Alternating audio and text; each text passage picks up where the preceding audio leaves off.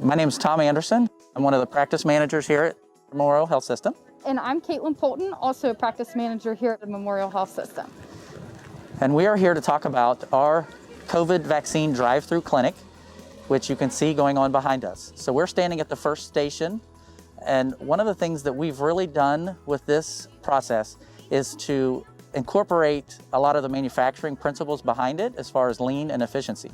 So what we did in the beginning was to pull out anything that we could out of the process. So like a quick dye changeover type system.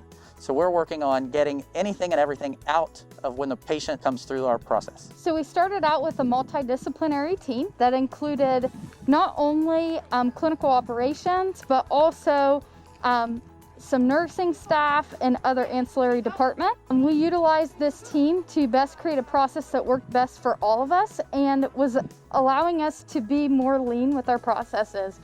So a patient experience starts out when they call the waitlist line. They get a hold of a person at our contact center that then gets them onto our wait list. Or if we have active openings within our schedules, they'll get them directly scheduled onto our drive-through schedule. The patient then is given a date of appointment, and then they show up here. So one of the things that we've done in order to make our process a little more lean before the patient gets here is all patient orders for the vaccination are preloaded into the charts prior to their arrival, along with their paperwork is all pre-populated for them. So we have our questionnaire that is required by the CDC to ask before any vaccinations, their vaccination card, the V-Safe information, and also the EUA for the specific vaccine that they're receiving that day. So all of that is in a packet when the patient arrives. They are checked in by our lovely registration staff and handed off their paperwork. They then drive to our second station, which is where our questions are being asked. They present their paperwork to our questionnaire personnel, and then they go through those questions with them.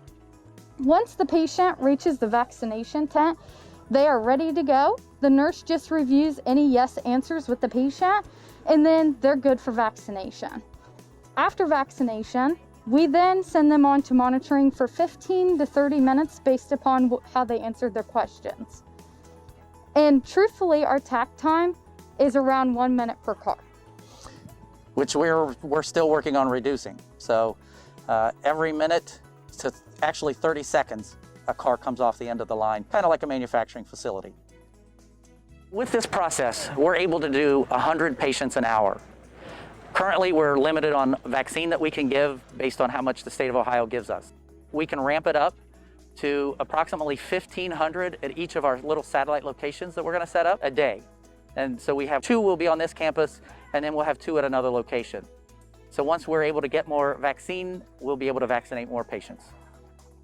So this is our process. We're now standing over here at checkout where the patients are waiting their 15 minutes to make sure that the vaccine doesn't affect them in any way. It actually works out quite well that as they're sitting in their car and they put it in park, by the time they get to the end of the line, they only have about a minute to wait normally, and then they're headed back to their houses and homes.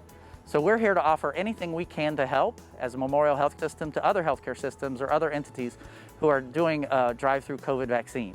We feel that this was the best way for our patients to get the vaccine quickly and efficiently. And all our patients absolutely love it.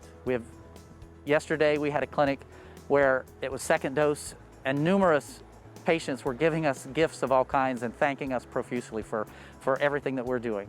And I want to thank all the staff too, because they've been amazing standing out here in frigid temperatures.